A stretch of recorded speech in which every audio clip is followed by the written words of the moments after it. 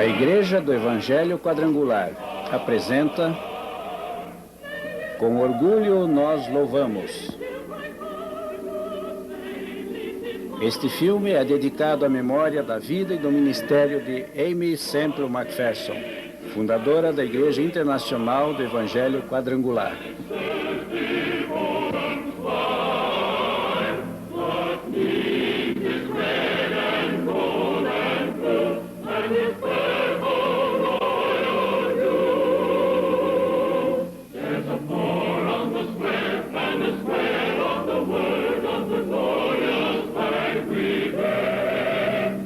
Eu sou a bandeira da Igreja do Evangelho Quadrangular e hoje em dia sou hasteada com orgulho no meu país de origem e em inúmeras terras distantes.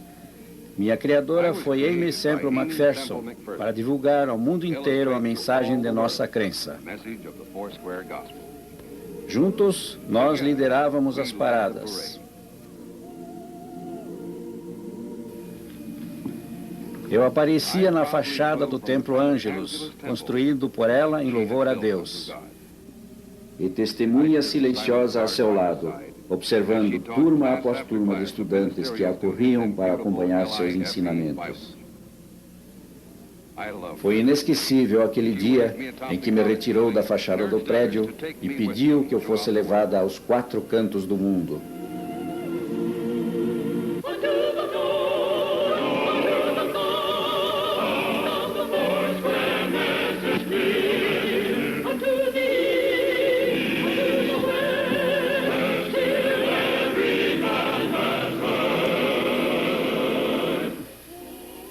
Ela escreveu versos inspirados nas minhas cores, versos que são cantados pelos que me carregam.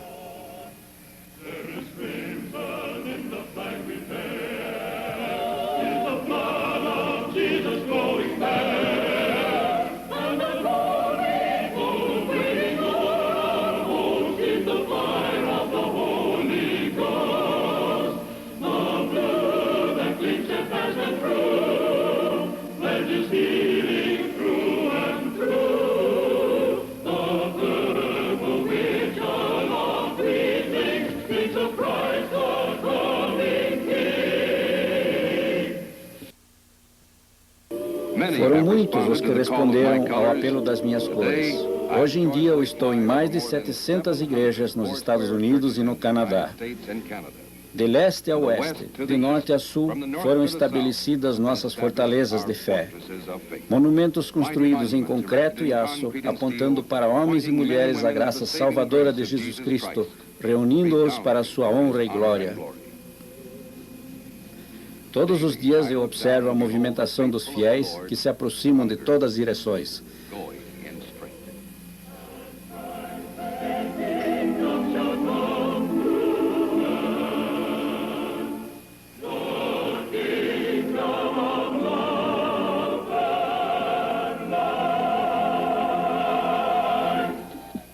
Mas minha maior alegria é quando me levam a terras distantes, para povos que nunca tinham ouvido falar sobre Cristo, nem sobre uma vida eterna. Hoje em dia, estou em 721 lugares diferentes, distribuídos em 27 países estrangeiros. Nossa fundadora costumava dizer, ao redor do mundo com a bandeira quadrangular, e agora já se pode afirmar que o sol nunca se põe para essa bandeira. Minha primeira missão no exterior foi na China, uma terra de pobreza e fome, uma terra de doença e escravidão. Em Hong Kong, onde nos instalamos, tinham se concentrado quase 2 milhões de refugiados vindos da China comunista. Eles estão por toda parte, morando até nas calçadas. De noite, pode-se ver famílias inteiras dormindo ali, amontoadas e sem sequer um colchão decente. Alguns constroem barracos improvisados para morar. Outros se agrupam nas encostas dos morros, onde vivem em condições quase inacreditáveis. O governo inglês construiu conjuntos habitacionais em grandes prédios. Milhares de pessoas moram em cada um deles. Para uma família de 5, apenas um quarto minúsculo. Aqui nos terraços, os missionários montaram equipamentos de lazer e dão assistência religiosa. Essas crianças nos procuram esperançosas para a orientação espiritual. No entanto, apesar desse esforço no problema habitacional, muitos deixaram a terra firme e moram em milhares de barcos estacionados na Bahia. Hong Kong é a cidade mais densamente povoada no mundo. Muitas pessoas nascem, vivem e morrem sem jamais descer desses barcos.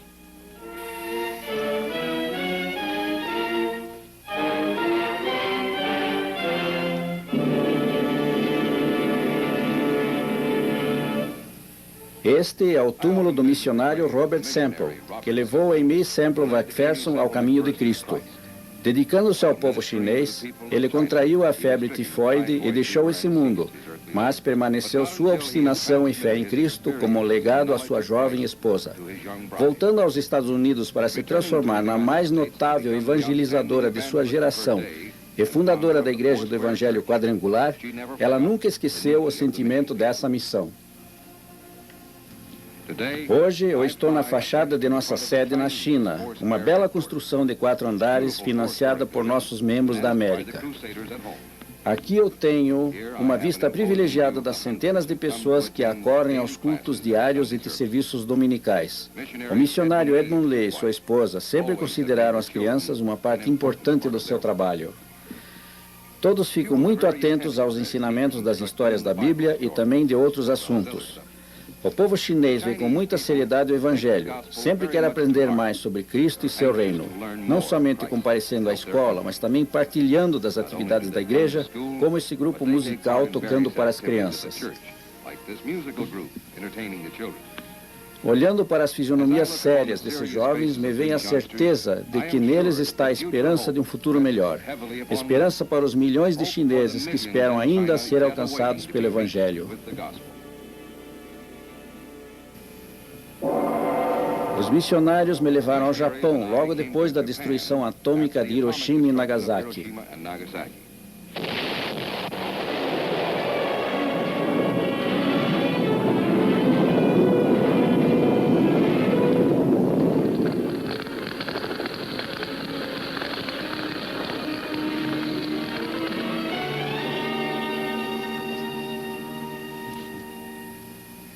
Quando a guerra acabou, nós chegamos para contar aos japoneses sobre o príncipe da paz e da paz que ele traz aos corações.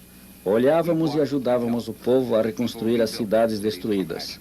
Hoje, Tóquio é a maior cidade do mundo. Por causa dos frequentes terremotos, os prédios limitaram-se a 12 andares e a cidade se espraiou numa grande área. Aqui está situado o Palácio Imperial, construção majestosa que já tem centenas de anos. Aqui viveram os imperadores, que os japoneses veneravam como divindades. Anualmente, os colegiais visitam o palácio e posam para fotografias nesse local reverenciado. O trabalho dos missionários aqui enfrenta grandes dificuldades. As antigas religiões pagãs, shintoísmo e budismo, ainda persistem e seus santuários estão em toda parte. A língua japonesa também apresenta muitos problemas. Mas, apesar dos empecilhos, o reverendo Jack Francis e sua esposa estabeleceram sua igreja e trabalham divulgando a palavra do Senhor e convertendo muitas almas para Cristo. E eu me alegro de ser parte integrante dessa missão no Japão. Já faz alguns anos que eu cheguei nas Filipinas. Meu quartel-general está na bela cidade de Manila.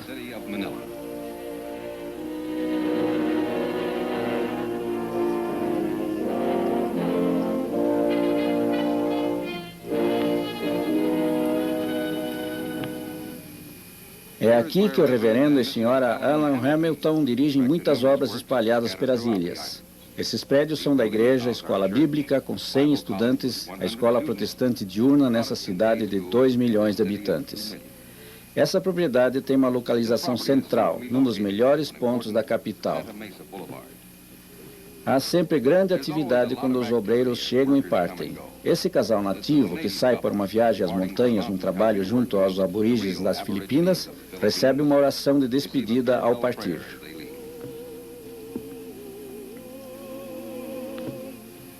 Esse grupo está sendo despachado para um encontro com os presidiários na penitenciária. O transporte é feito numa caminhonete mandada pelos fiéis dos Estados Unidos. Milhões de pessoas vivem aqui, mas apesar das grandes cidades, há vastas regiões primitivas ainda não alcançadas pela civilização moderna e também não alcançadas pelo Evangelho.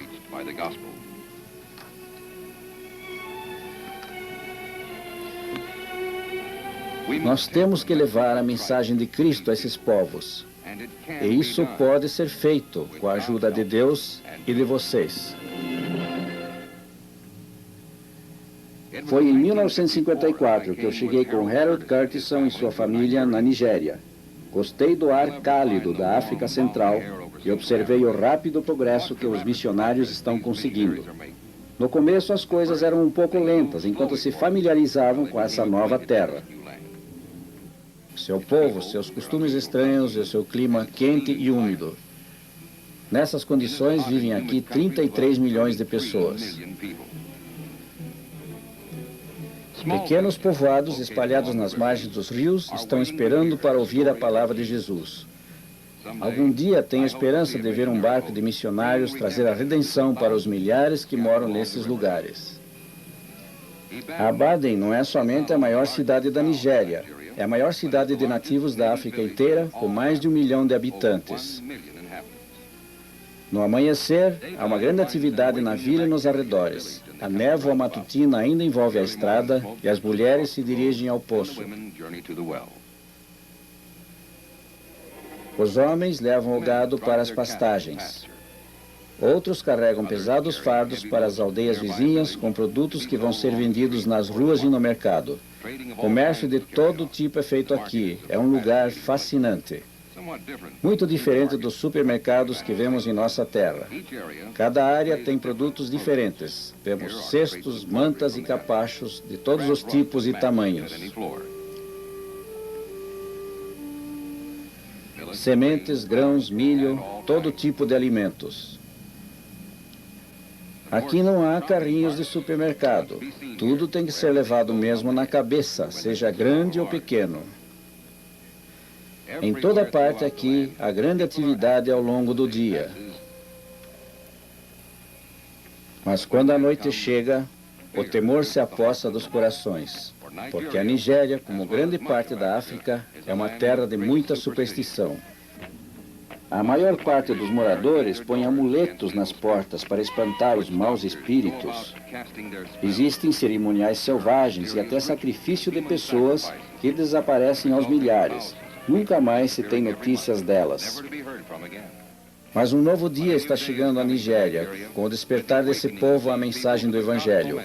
À medida que os missionários vão de vila em vila, distribuindo os folhetos das Escrituras.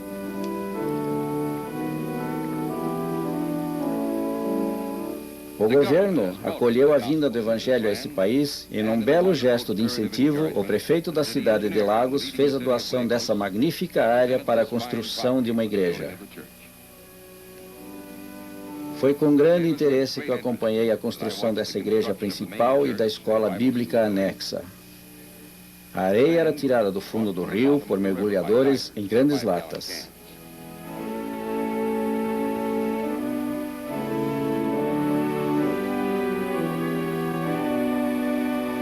O barco levava areia para a margem de onde era enviada a construção. É feita a mistura de areia com água e cimento e depois se transforma numa massa compacta. Esses blocos são colocados no lugar e fixados. A igreja e a escola bíblica da África agora começam a tomar forma. As vigas do teto vieram de grandes troncos de madeira de lei trazidos pelo rio e serrados pelos homens, ainda dentro da água. Daqui são arrastados até a serraria e preparados nas dimensões apropriadas. Agora a construção está quase pronta. Essa é a nossa nova escola. No outro lado, a nova igreja recebe os últimos retoques. Logo, ali haverá a mensagem da vida e os cânticos de felizes novos cristãos. Mas mesmo antes da finalização dessas obras, 42 estudantes foram treinados para o ministério. Com essas facilidades, espera-se mais de 100. Com 25 igrejas em operação e aproximadamente 4.000 membros, nossa obra ainda mal começou. E é emocionante o fervor dessas pessoas, tão cheias de entusiasmo, tão gratas pela mensagem, a sentir seu entusiasmo quando pregam o Evangelho.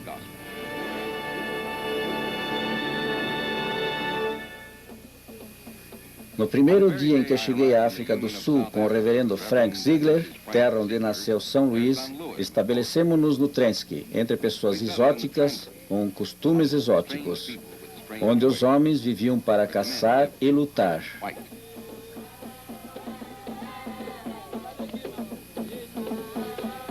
E as mulheres faziam o trabalho duro. As casas eram feitas e a cobertura renovada de tempos em tempos com folhagens da região. Amarradas de certa forma, tornavam-se à prova de chuva.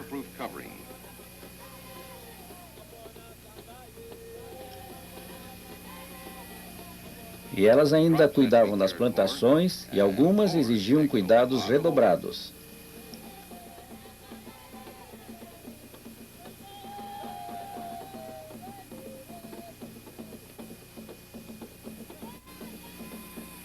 A lenha tinha que ser trazida de lugares distantes e os banquetes eram preparados cuidadosamente no melhor estilo africano. Mas de um modo ou outro, as mulheres sempre achavam um tempinho para comentar as últimas fofocas da sociedade, fumando elegantemente aqueles peculiares cachimbos alongados. Mas uma grande mudança começou a ocorrer ali. Milhares de pessoas estavam se convertendo para Cristo e pintavam suas casas de branco como testemunho. Aqui vemos uma vila inteiramente convertida. A família Ziegler trouxe luz elétrica para muitas casas de sua comunidade, instalando um gerador de força.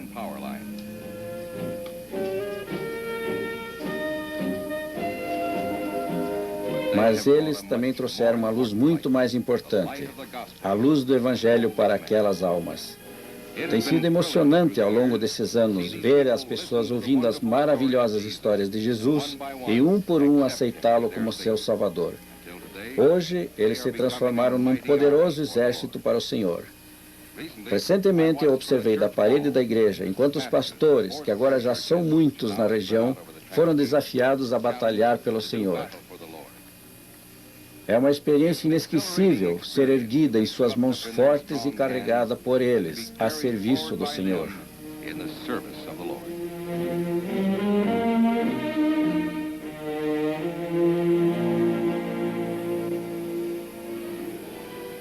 Foi em 1943 que eu, a bandeira quadrangular, cheguei ao México, o país mais próximo de nossa pátria.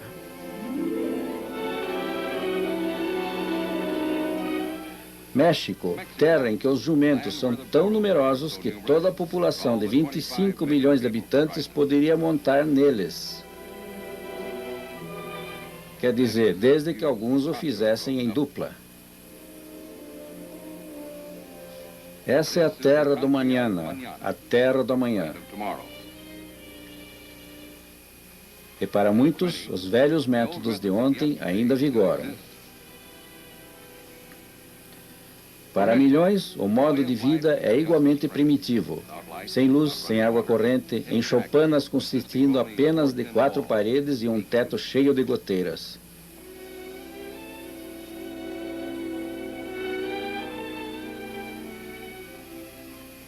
Mas nas cidades maiores está havendo uma grande mudança. Monterrey, uma das mais modernas e progressistas cidades mexicanas, é onde começamos nosso trabalho. As ruas centrais até lembram aquelas ao norte da fronteira. O tráfego é quase igualmente ágil, os prédios quase tão modernos, os ônibus quase tão apinhados e as escolas quase tão repletas.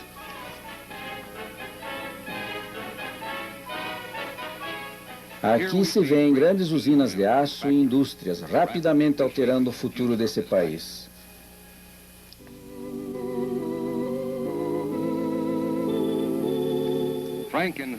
Frank e Juventina Mancevas, que primeiro trouxeram a bandeira quadrangular ao povo do México, construíram essa bonita igreja, que mais tarde transferiram para seu filho Danny Mancevas e sua esposa. Frank e Juventina agora dirigem todo o trabalho da igreja no México. O trabalho de administrar os 26 locais da igreja no país.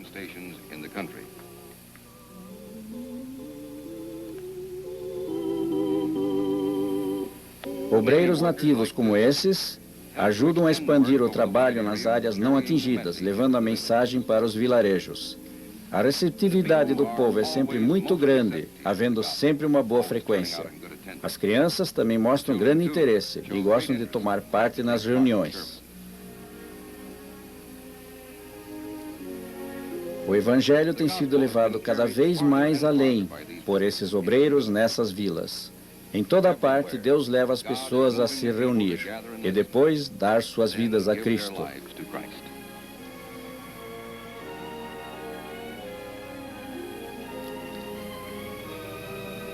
Os Mansevas estão determinados a levar Cristo a cada uma das pessoas que possam ser alcançadas por eles.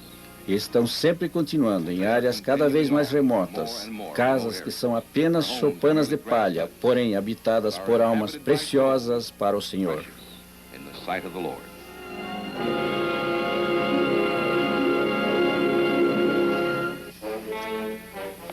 Na América do Sul há um país chamado Bolívia, e olhando no mapa, vê-se que lá estão algumas das montanhas mais altas do hemisfério.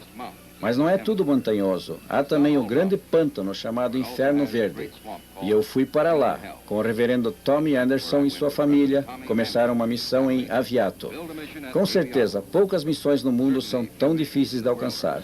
Somente bois podem ser usados, e mesmo para eles a dificuldade é grande. Havia perigo também, mas os missionários tudo enfrentaram para trazer aqueles índios para Cristo. Num ponto de terra firme, no meio desses banhados, uma grande missão foi construída por esses homens. Jack Anderson é atualmente o líder aqui. Os índios convertidos que moram na missão ajudaram a construir essa igreja. Antigamente eles viviam na selva, sem moradia e perambulando constantemente em busca de alimento. Poucos brancos se atreviam a encarar esses índios e suas armas. Era mais fácil e, sem dúvida, muito mais seguro ficar longe deles. Mas Jack Anderson, que passou grande parte da vida nesta selva, não teve receio de procurá-los. Ele lhes falou em sua própria língua, falando do alimento e abrigo que encontrariam na missão. Eles acreditaram na sua sinceridade e, assim, muitas famílias deixaram as cruas choupanas e foram até a missão. Como disse Jesus, eu tinha fome e me alimentaste, eu tinha sede e me deste água, eu estava nu e me vestiste. Na missão eles conheceram uma vida inteiramente diferente. As crianças aprenderam a ler e escrever, enquanto os adultos aprenderam os rudimentos da vida civilizada. Mas o mais importante vem quando esse povo, pela primeira vez na vida, ouve falar de Jesus. Este é o grande propósito desse trabalho, transformar esses selvagens em cristãos. Hoje em dia, nossa missão está transformando rapidamente essa região numa comunidade cristã. No entanto, mesmo que centenas de almas tenham sido conquistadas para Cristo nesses anos, ainda há milhões de selvagens que devem ser encontrados no interior dessas regiões. Como foi dito pelo Mestre, andai por todo o mundo e pregai o Evangelho para cada criatura.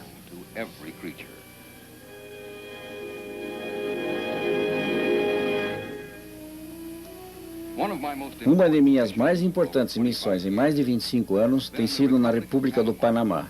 Quando se fala em Panamá, é inevitável lembrar o famoso Canal de Panamá. Mas para quem pensa em coisas espirituais, ele significa muito mais. O Panamá é uma de nossas mais bem-sucedidas empreitadas.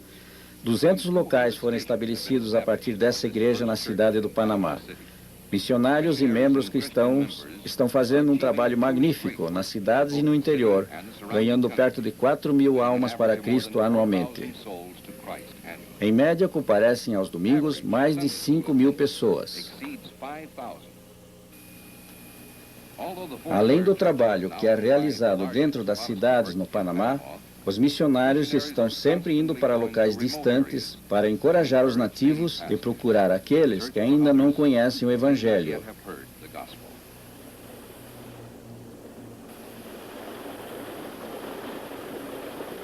Quando o rio é raso, faz-se a mudança para barcos menores. Tanto por terra como por via fluvial, muitas paradas são feitas durante a jornada. Algumas vezes para falar às congregações de nossa igreja, como nessa modesta construção às margens do rio. Aqui a maioria dos moradores acompanha o missionário e o intérprete, pois praticamente todos aceitaram o Senhor.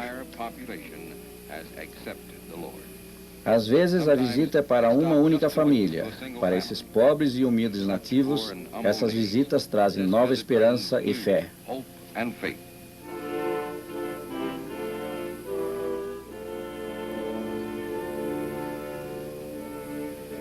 Uma longa jornada de 160 quilômetros ao sul da cidade do Panamá leva os missionários ao território dos índios Choco, no rio Chocomoque, na província de Derian.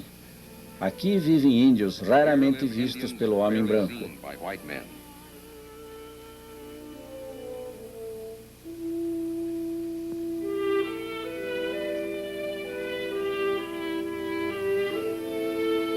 Quando o missionário salta na margem do rio, ele é saudado pelo chefe da família Choco e é recebido pela mulher e os filhos na sua casa bem acima do nível do rio.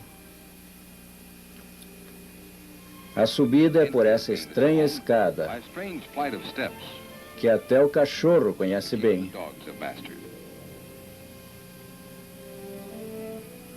A subsistência dessa gente é garantida pela grande quantidade de frutos da região, preparados da maneira mais primitiva.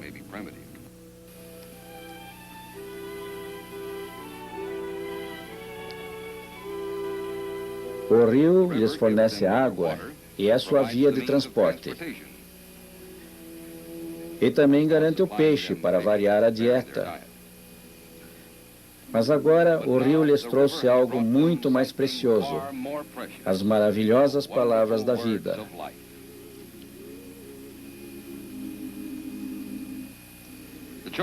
Os Chocos não agrupam suas casas, mas as espalham ao longo do rio, assim muitas outras paradas têm que ser feitas pelo missionário.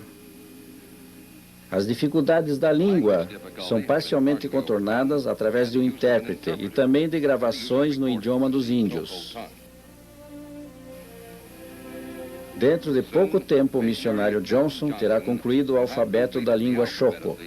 Ele já traduziu mais de 2.000 frases das escrituras nesse idioma. É uma tarefa enorme, mas logo esse povo poderá ler a palavra de Deus. Eles agora estão construindo sua primeira aldeia perto das casas dos missionários, prova de que eles aceitaram Cristo. Bem ao sul da Jamaica, para as terras do Brasil, eu fui com o reverendo Harold Williams. Ele e sua família foram primeiro ao Rio de Janeiro, conhecida como a mais bela cidade do mundo. Parecia que todas as portas tinham se fechado para ele, e eu senti seu amargo desapontamento. O mesmo aconteceu em São Paulo, o grande centro industrial do Brasil. Então, numa noite, Deus deu a Harold Williams uma visão para uma cruzada em tendas que devia se espalhar por todo o Brasil. Hoje essa visão é uma realidade. De uma tenda, o grande reavivamento se transformou em 40 e mais de 500.000 almas foram convertidas. Harold Williams, que teve a inspiração da visão divina, dirige o trabalho no Brasil. O que foi feito no Brasil é grandioso. Nós temos 126 locais como esse. Mas o mais poderoso recurso usado nas cidades é a cruzada do reavivamento nas tendas. Harold Williams conduz muitos serviços pessoalmente. Grandes multidões chegam várias vezes por dia para ouvir a mensagem. Pode-se ver com que veemência as pessoas respondem ao chamado de se aproximarem para receber Cristo em suas vidas. E grande é a sua fé. Milhares têm sido batizados, gente de todas as profissões, advogados, doutores, empresários, motoristas, mecânicos, fazendeiros. Cada um torna-se uma testemunha do Senhor, atraindo mais gente para Jesus.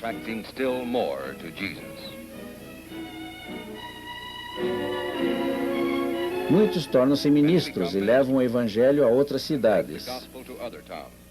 A receptividade por toda parte tem sido espetacular. Esses novos cristãos, desafiados pelas Escrituras, são as testemunhas, caminhando pelas cidades, cantando e falando para todos que encontrarem ao longo do caminho. Um dos lugares mais recentes em que cheguei foi Okinawa, cenário de sangrentas batalhas na Segunda Guerra Mundial. Hoje, Okinawa é o centro de uma grande campanha para Cristo, conduzida primordialmente através de barcos. Essa é a missão Barco, evangelista das ilhas, usado para chegar a uma parte das 200.000 pessoas desse agrupamento de ilhas. O missionário Christian Ketchum me leva em muitas dessas visitas de seu ministério entre o povo das ilhas, junto com seu filho. E eu me orgulho de participar do trabalho que ele e sua esposa estão fazendo.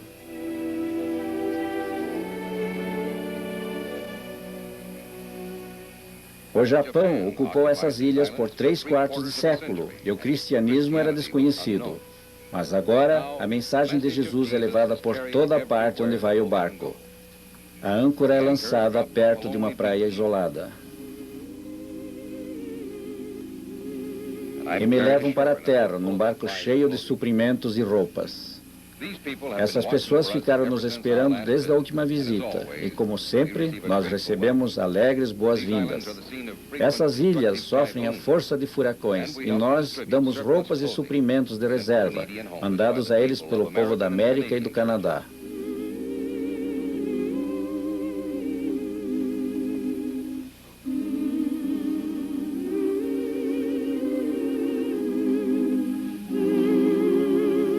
Porém, muito mais importante que os presentes é o Evangelho que trazemos para essa gente isolada. Como é emocionante estar rodeado por uma multidão sedenta da palavra do Senhor e ver como recebem a mensagem que trazemos.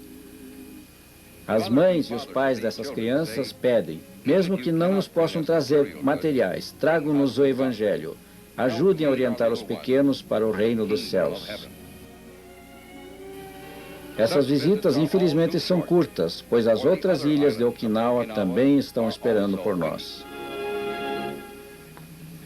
Outro dos lugares mais recentes onde entrei é a Nova Guiné, o país mais desafiador que conheci. Uma terra de montanhas e de mistério, quase desconhecida do homem ocidental. O missionário Mason Hughes me trouxe aqui depois de caminhar 1 ano por selvas e montanhas, percorrendo trilhas e picadas a pé. Há poucos meses, ele decidiu que faríamos nosso lar no Vale desse rio.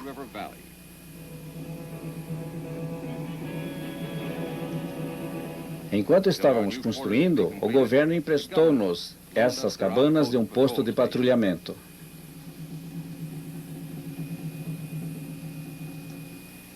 Aqui nós trabalhamos entre milhares de nativos, parte dos 2 milhões de habitantes da ilha, que só perdem tamanho para a Austrália.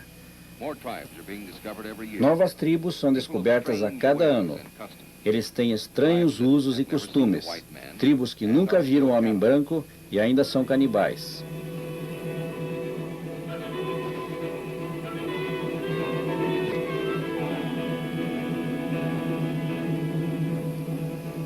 Suas pequenas aldeias estão espalhadas nos morros e no fundo dos vales. Seu alimento vem de hortas perto das cabanas. Muitas vezes protegidas dos invasores pelas agudas pontas nos pilares das cercas. O bambu é matéria-prima para muitas coisas. Aqui ele fornece um pente. Às vezes é instrumento musical, como flautas e um tipo de harpa.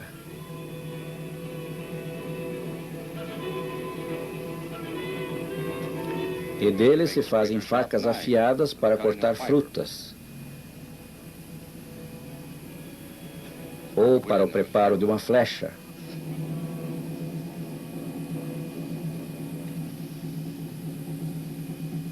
Essas flechas são engenhosamente preparadas para matar um homem e podem ser atiradas em rápida sequência.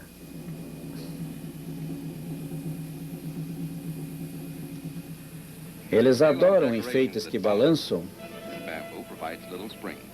e o bambu fornece as molas para isso. Acendem um fogo tão rápido como riscamos um fósforo e às vezes o fazem para incendiar as aldeias vizinhas. Fios e barbantes são feitos com fibras e embebidas num suco de frutas cuidadosamente preparado para agradar ao paladar. Esses cordéis têm muitas utilidades. Uma delas é fazer cestos para levar comida ou carregar os bebês. Desenhos são impressos nos pilares, martelando-os com um instrumento de pedra. A vida não é fácil para esses povos. Os homens mostram as cicatrizes de batalha. As mulheres mostram as mãos nas quais se cortou um dedo para cada parente que foi morto. Mas as coisas estão começando a mudar.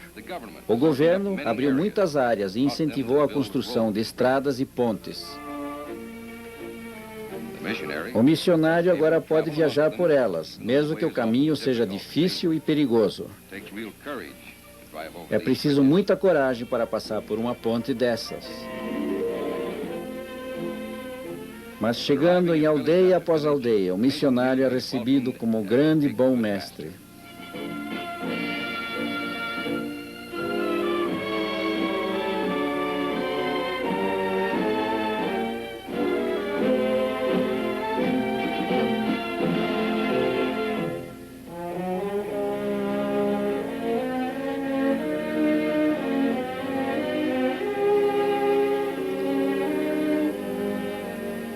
Tratando suas feridas, ele ganha seu respeito.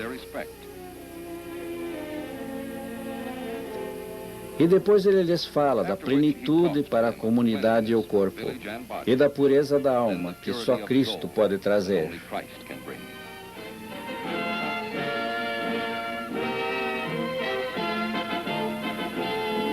Entra-se nos riachos quando não há mais pontes. E finalmente o missionário deixa o veículo para seguir a pé. Mas ele está determinado de que esse povo deve conhecer o verdadeiro Deus que o ama.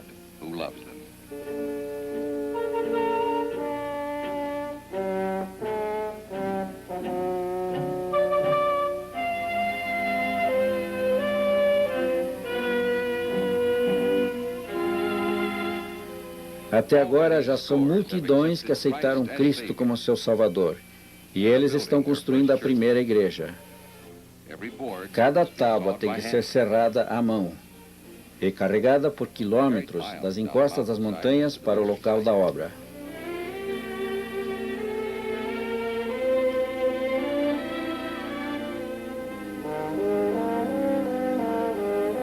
Aqui Mason trabalha duro junto a esses homens, ensinando-lhes o uso da plainadeira, da serra, do martelo. Mas eles não querem esperar o término da construção. Eles já se sentem dentro de uma igreja, sob a abóbada do céu do Senhor. Esta é a maior emoção, ver esses canibais vindo a conhecer Jesus, enquanto ajudam suas crianças a colorir figuras da Bíblia.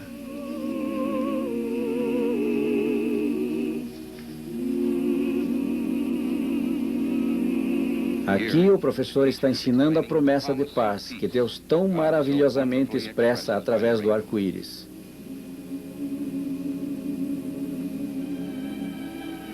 Aqui na distante Nova Guiné, o símbolo criado por Deus, quando colocou o primeiro arco-íris no céu, adquire um significado especial para esse povo. Como um nativo disse recentemente, desde que os missionários chegaram, nós não matamos mais, não mais devoramos um ao outro. A paz chegou ao nosso vale.